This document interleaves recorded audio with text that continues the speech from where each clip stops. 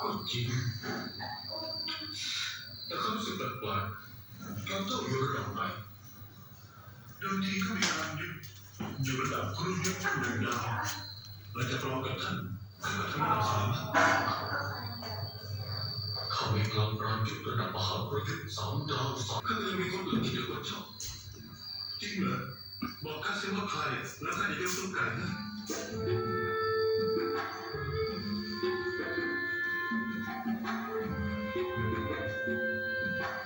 เขาเคยถูกคุมขังมาแล้ว18 ครั้ง18 ครั้งเหรอ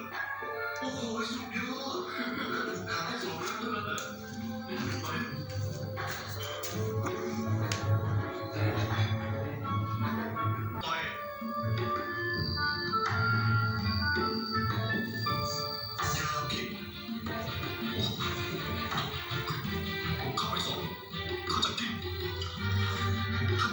ถึงได้ทำหน้าตาโกรธอยู่ตลอดเวลา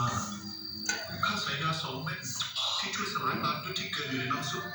หลังจากที่กินไปแล้วมันจะช่วยล้างปราณยุทธที่เกิดอยู่ในร่างกายของท่านเซียวเจียนเจ้าไม่ต้องดีกับข้าถ้าเราต้องการบุญคุณเจ้าหรอกข้าก็อยากได้เหมือนกัน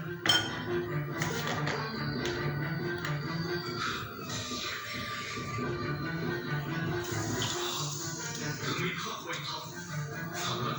เราเป็นพี่น้องกันบุญโอสถก็คือบุญเย็บบังบุญเย็บบังก็คือบุญโอสถเขาสมหาจะไล่เมื่อไหร่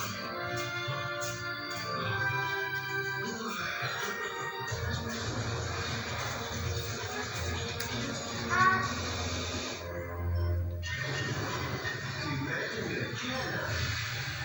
ต้องใจเราไม่ไหวอันนี้ทำไงก็ต้องสู้สิ